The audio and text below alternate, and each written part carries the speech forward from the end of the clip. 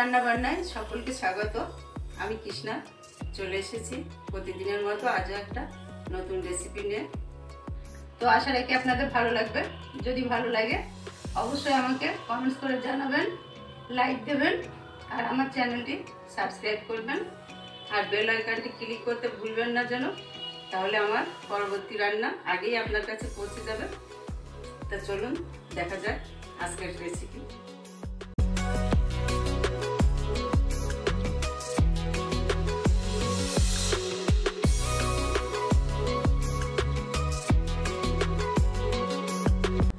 বন্ধুরা, আজ আমি শশার একটা রেসিপি তৈরি করব।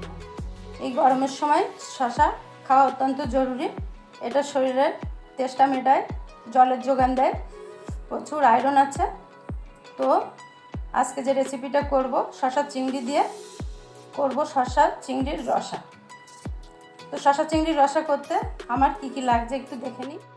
লাগছে শশা। বন্ধুরা, শশা চিংড়ির রসা করতে একটু পাকা শশা নিতে হয়।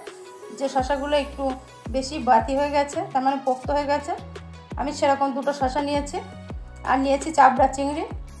এই চিংড়িগুলোর নাম চাবড়া চিংড়ি, বেশি বড় না, এগুলো এরকমই হয়। তো এবার আমি চিংড়িতে একটু নুন হলুদ মাখিয়ে নেব আর শশাগুলো কেটে নেব। তো আমি শশাটা কেটে নিয়ে ফিরে আসছি বন্ধুরা।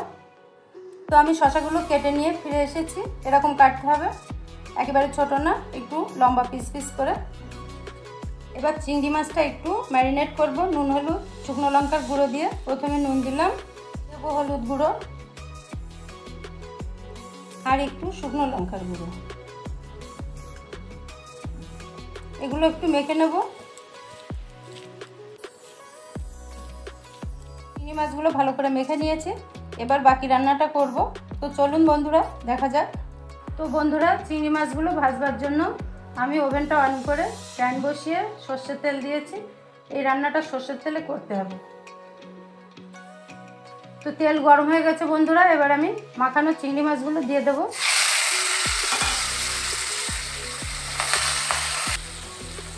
হালকা ভেজে নেব বন্ধুরা, চিংড়ি মাছ বেশি ভাজতে নেই।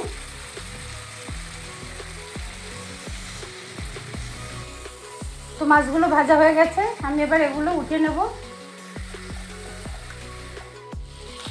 তো চিংড়ি মাছ ভাজা কিছুটা তেল রয়ে গেছে, আমি আর একটু তেল অ্যাড করেছি বন্ধুরা।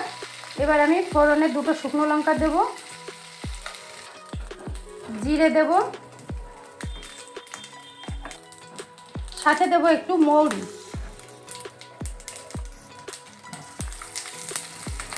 একটু ভেজে নেব।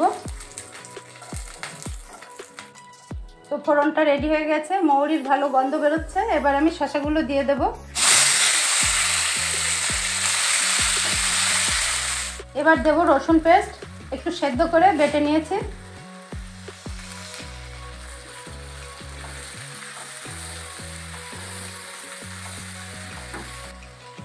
দেব একটু আদা বাটা আর দেব জিরে বাটা। আবার একটু কষিয়ে নিতে হবে ভালো করে।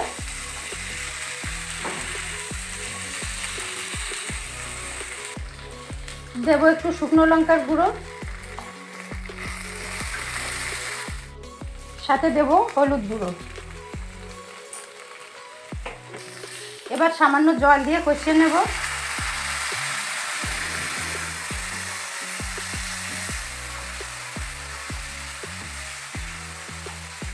রান্নাটা তেমন কোনো উপকরণ লাগে না বন্ধুরা, ঘরে থাকা উপকরণ দিয়ে হয়ে যাবে।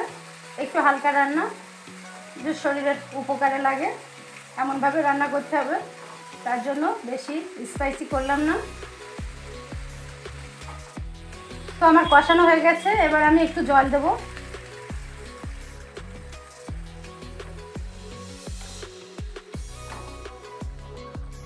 দেব নুন, একটু চিনি দিতে হবে বন্ধুরা। শশায় একটু চিনি না দিলে ভালো লাগবে না, কারণ এই পানসা খাবার শশার তেমন মিষ্টি লাগে না, জল ভরা থাকে, এজন্য একটু চিনি দিলে ভালো লাগবে। তবে যারা খাবেন না তারা স্কিপ করে যেতে পারেন।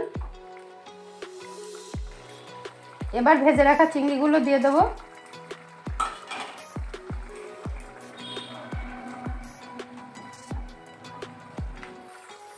5 মিনিটের জন্য ঢেকে দেবো বন্ধুরা। শসা রাঁধতে বেশি সময় লাগবে না, প্রায় গলে এসেছে, সিদ্ধ হয়ে গেছে।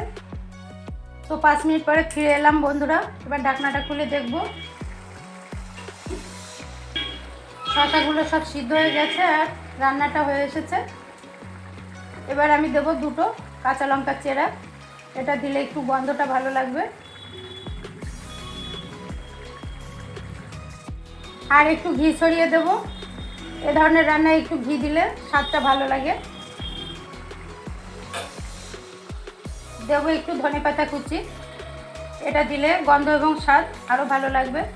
যারা ধনেপাতা প্রেমী তাদের জন্য তো খুবই ভালো। তো বন্ধুরা, এরকম সহজ একটা রেসিপি এবং খুব সুস্বাদু করে ফেলবেন আপনারা অবশ্যই। এই গরমে খুবই ভালো লাগবে, ভাত, রুটি, পরোটা, এটা কিন্তু সব কিছুর সঙ্গেই ভালো লাগবে, কারণ একটু মিষ্টি মিষ্টি ঝাল ঝাল রান্না। তো আমি এবার ওভেনটা অফ করে সার্ভ করে দিচ্ছি।